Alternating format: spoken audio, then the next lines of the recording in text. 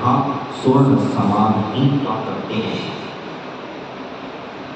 जैसे शुद्ध सोने को तपाने के एक बार तपा लिया और उसके अंदर में वापस उसे तपाने की आवश्यकता नहीं होती है, क्योंकि वो है अपने आप में पूर्णता से सारे जो काली माँ है उसके अंदर में सब कुछ जल करके भस्म हो चुकी है। अब उसके अंदर में कोई मिलावट नहीं बची है। तो यहाँ पर भी वही है, अब अंतिम शरीर है और वह अंतिम शरीर भी शुद्ध सोने के समान है। अब उन्होंने उनके शुद्ध आत्मा का ध्यान करने से अब उन्हें कोई भी कर्म उनके साथ में मिलने वाले नहीं है। अब तो उनके पास में जितने थे वो सब और विनाश करते जा रहे हैं। धीरे धीरे करते वो सारे के सारे कर्मों को भी विनाश कर देंगे, छोड़ देंगे और वो अंतिम अवस्था इस शरीर से अंत अवस्था को जिसको कहते हैं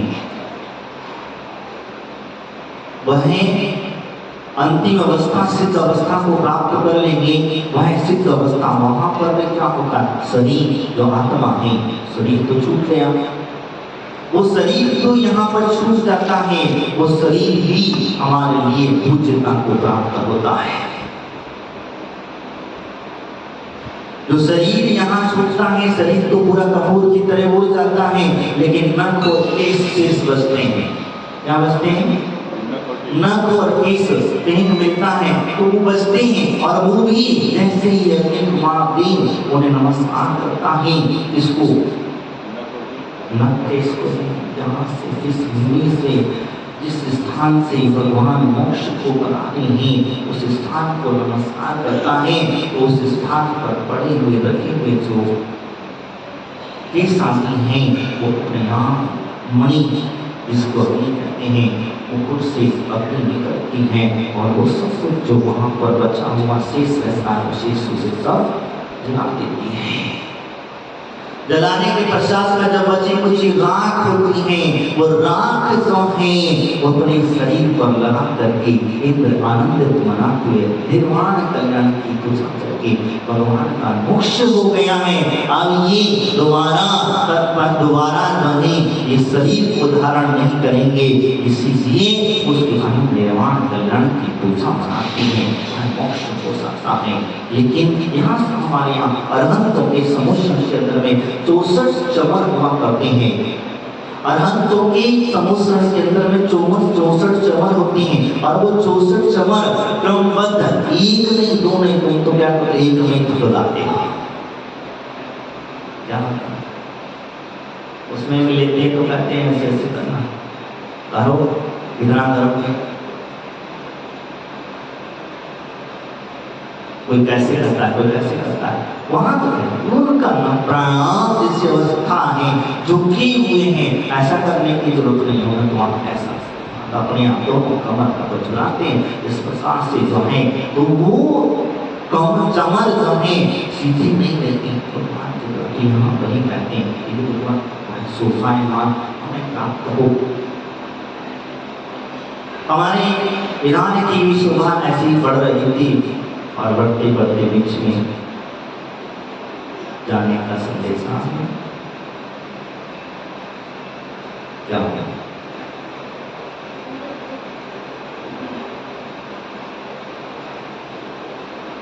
मैं वास्तविकता में हम लोग इस बात को जान नहीं पाते हैं और समझ नहीं पाते हैं।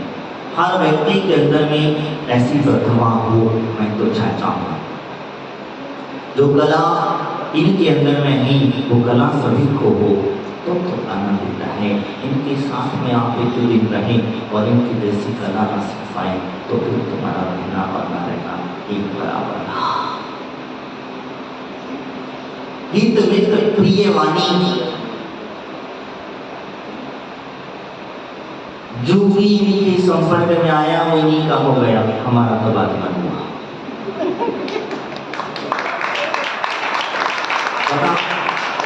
सब इतने सारे लोग हैं, महाराज के पास तो आने को बैठने के लिए 5 मिनट 10 मिनट टाइम नहीं लगता, और देखो दीदी के पास तो पता चलता है रात में वो 1 घंटा 2 घंटा रात आकर बैठता है।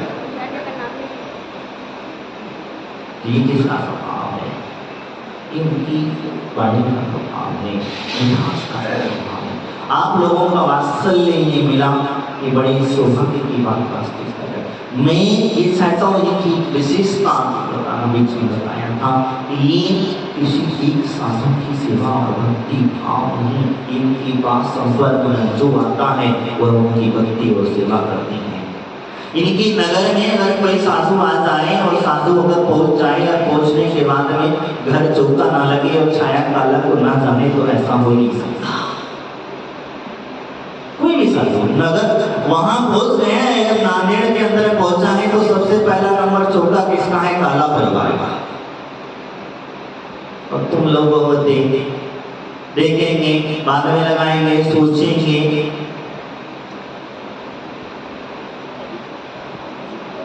इनकी विशेषता कोई भी साधु हो, परंपरा और धर्म से लेना देना, दिगंबर साधु हैं, पिछीधारी साधु हैं, और पिछीधारी साधु को सर्वप्रथम पहला आहार हमारे यहाँ सबसे पहले लगता है। तो उनके पहले सारी महिलाएं चिल्लाती रहती, महिला कहती जो उनको लगाना है जब लगाना है लगाओ। जैसे क्योंकि एक मुखिया जो होता है देखो, ये माताओं का काम है। जैसे बनाने से लेकर आखिरी बात कहूँगा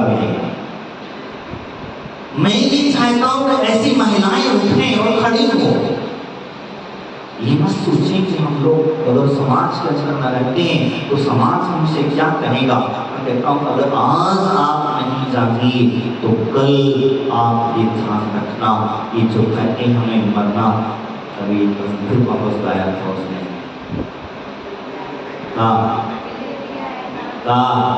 जोर से गाओ।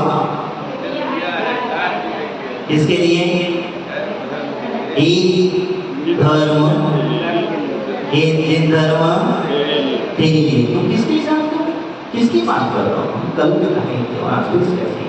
देखो अगर तुमने जान देने की बात छोड़िए, तुम हमेशा अपने घरों में इनकी सबसे अच्छी बात मैं कह रहा हूँ, क्योंकि वो कोई भी साधु आएगा तुम्हारे से परिचय करने की जरूरत नहीं पड़ेगी। तुम कहीं भी रहें, इधर भी रहें, मुनिराज किसी भी देश के कोने में जाकर के रहेगा, जाकर के कहेगा कि हाँ नांदेड़ के अंदर में छाया काला है, उसे मेरा आशीर्वाद कहना। क्यों? यही कारण होता है। बताओ रेवती रानी को हम लोग याद करते हैं, 8 अंगों के अंदर में कौन सा अंग था उसका? रेवती रानी को किस अंग में प्रभावना। याद करो, याद करो। नहीं आया?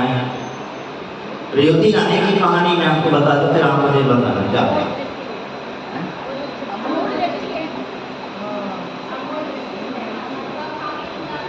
अमूढ़ दृष्टि। मैं आपको बता देता हूँ कि रेवती रानी को वह एक मुमताज थी, आश्चर्य में उनके नाम भूल रहा हूँ। उनके यहाँ से वृद्धा का क्षुल्लक जो था वह आ रहा था, तो वहाँ पर उन्होंने कहा कि मैं वंदना करते फला फला देश के होते हुए वो जा रहा हूँ, आपको किसी के लिए कोई संदेशा तो नहीं देना है। तो वो कहती आचार्य वहाँ से तो रेवती रानी को तो आशीर्वाद कहना, और जो आचार्य वहाँ मौजूद थे उन आचार्य को नमोस्तु तक नहीं कहा। चुनने बड़ा चिंता में पड़ गए, बाकी कारण क्या है?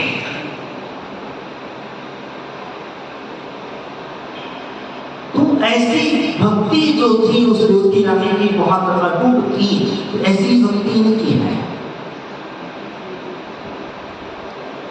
वह रेवती रानी जब चाहे पहुंचा, चंदन पहुंचने के बाद में उसने अनेक रूप बना कर आखिर में उसने समोसरण भी बना दिया। भगवान के रूप में वो स्वयं विराजमान हो गया, क्योंकि विद्याधर था विद्या के प्रभाव से सकता। लेकिन लोग तो बड़े मनमोह थे, जो जैसा रूप बनाता गया वैसे समोसरण लोग रेवती रानी ने कहा मैं नहीं जाऊंगी। क्यों? क्योंकि इधर कर 24 ही होते हैं, 25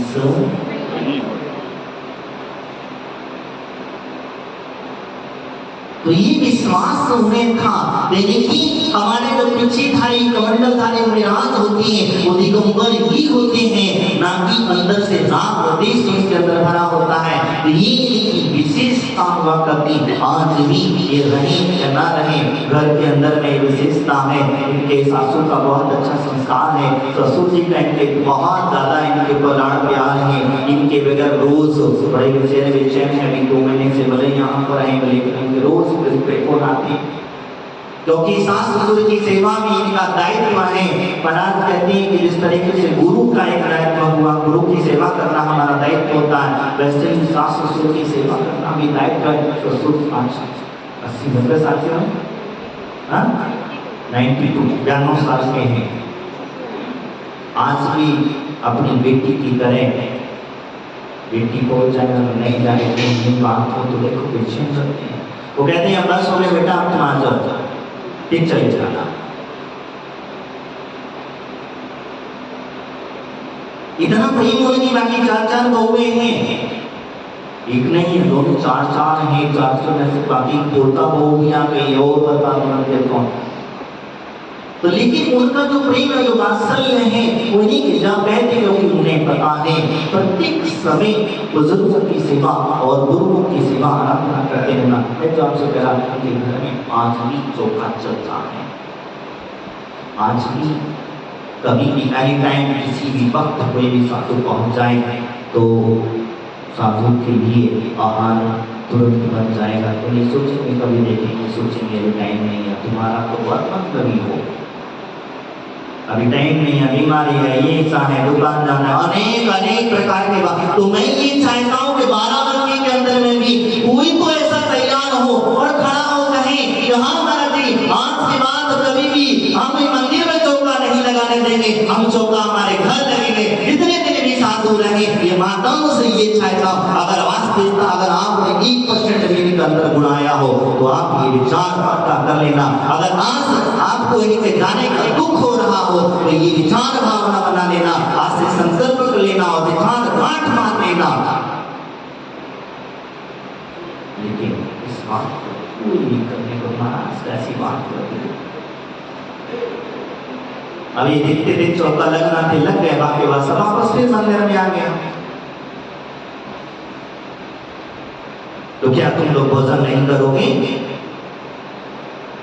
हाँ, मैं आप लोगों से पूछता हूं, तुम लोग भोजन नहीं करोगे? और क्या करना है साधु के लिए, क्या खिलाने वाले हो? हाँ, तुम्हारे घर कोई मेहमान आ जाए अचानक से तो क्या तुम उसको भोजन नहीं कराओगे? मुझे रुको, मेरे पास अभी टाइम नहीं है। हाँ, थोड़ी सी माता चिंतन करो, विचार करो कि तुम लोगों के हाथ में नहीं आए। सोचो, विचार करो, वो चंदन वाला जिसके पास कुछ नहीं था, ना खाने के लिए ना खिलाने के लिए, पड़ो उसका जो व्यक्ति था, जो शेख था, वो रूखा सूखा उबला सुबला जैसा था वैसा दे देता था। लेकिन उसकी भावना होती कि उबला सुबला भोजन जरूर है, लेकिन किसी मुनिराज को मैं पढ़ा दो, किसी मुनिराज को मैं आहार करा दो। और देखिए वह मुनिराज के पढ़ान और आहार कराने की भावना, जिसके पश्चात ये किसी की अंजलि में जाए और इसके पश्चात ये मैं से ग्रहण करो तो मेरा जीवन धन्य हो जाएगा। वो चंदन वाला देखो, उसकी भावना इतनी तीव्र थी, इतनी डीप थी कि स्वयं महावीर भी चल करके उसके दरवाजे पर पहुंच गए और जाकर के उसकी बेटियां टूट करके सर्वांग सुंदर शरीर हो गया। ये आहार दान का प्रभाव था, इसका था आहार दान के प्रभाव से उसके घर में इतनी रत्नों की वर्षा हो गई कि वो दरिद्रता सारी की सारी अपने आप समाप्त हो गई। इसका प्रभाव था, अरे मेरी आत्माओं, जो तुम्हें धन मिला है इस धन को शोधन कर लेना। तो कहता हूं, जो धन मिला है इस धन का शोधन कर लेना। धन मिला है तो वही बड़ी बड़ी बोलियों में लगाने के लिए नहीं, ये धन मिला है आपके घर में मुनिराजों को प्रधान करके उन्हें आहार करा देना, तो आपका जीवन सार्थक है। अन्यथा अगर मुनिराज भूखा बैठा रहा और आप बढ़िया मावा मिष्ठान खा करके पेट बड़ा करके और पेट बड़ा करके इतना बड़ा पेट बड़ा कर लोगे, ध्यान रखना रोग आपको इतना खेल लेंगे, इतना खेल लेंगे, इसी वजह से तुम्हारे घरों में क्या हो गया? सबसे पहला नाम शुगर, सबसे पहले क्या बनी? खा खा करके खाकर खापेगा क्या करें, क्योंकि नियम व्रत लिए नहीं, हम लोगों ने समय समझा नहीं, मुनिराजों को घर में लाए नहीं, क्योंकि महाराज लाएंगे अगर कोई नियम पकड़ा जाएंगे तो नियम पकड़ा तो खाना पीना पहले बंद हो जाएगा। जब खाना पीना पहले बंद हो जाएगा तो शुगर हो गई, बीपी हो गया, और अनेक कौन सी बीमारियां, खतरनाक बीमारियां आजकल चल रही, वो बीमारियां हो गई। और सबसे बड़ी बात देखो, हमने मुनिराजों को नहीं लाए तो घर में सबसे पहले हमारे तो मर गई, चौका लगाना पड़ता, मुनिराज को बुलाना, उठा बैठक करना पड़ती, 10 बार उठाना बैठक करना पड़ती, करना पड़ती कि नहीं करना पड़ती। और आपने इतना बड़ा महल बनाया है इसके लिए जिसमें साधु संतों का जाना ही ना हो, साधु संतों की चरण ना पड़े, वो महल नहीं वो शमशान है, क्योंकि शमशान है तो एक बार मुनिराज पहुंच जाया करते हैं, चले जाया करते हैं, लेकिन घर का महल में अगर मुनिराज न जाए वो घर नहीं शमशान की उपमा दे दी गई है। तो सोच लो अब कहाँ रहना है, कहाँ टिकना है, आप सोच लो। मैं नहीं कहूँगा, आखिरी बार कह रहा हूँ, आखिरी बार संबोधन ले रहा हूँ, चिंतन कर लेना, विचार कर लेना, अपने मन में सोच लेना, जिस घर में तुम रह रहे हो क्या वास्तविकता वो घर है?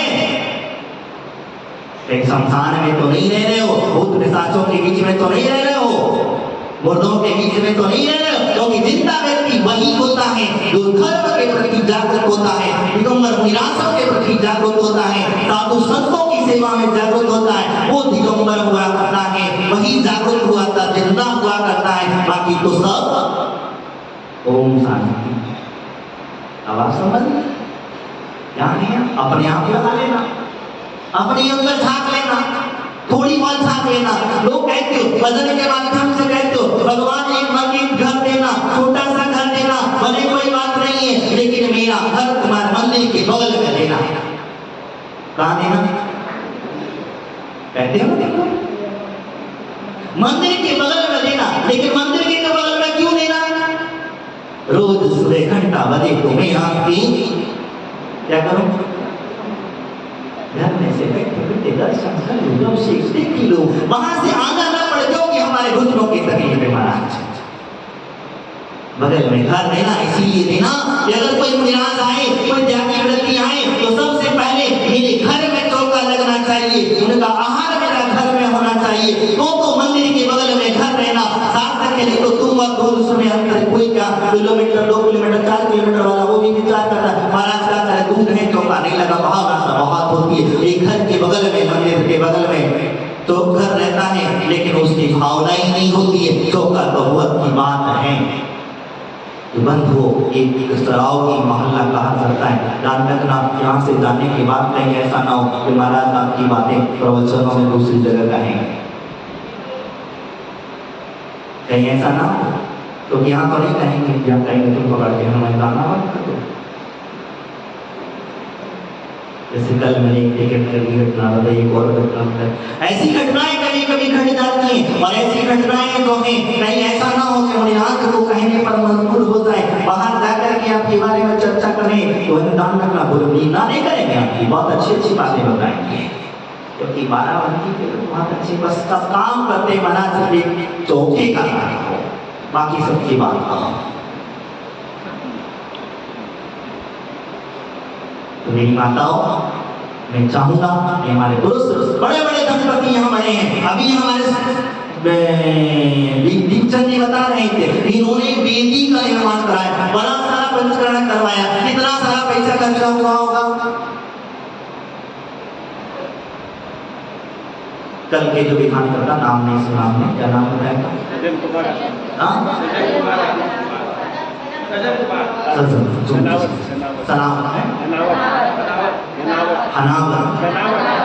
जो भी नाम है हम कैसे करेंगे खो जाते हैं। धनावत नाम भी देखो बहुत अच्छा है, धनावत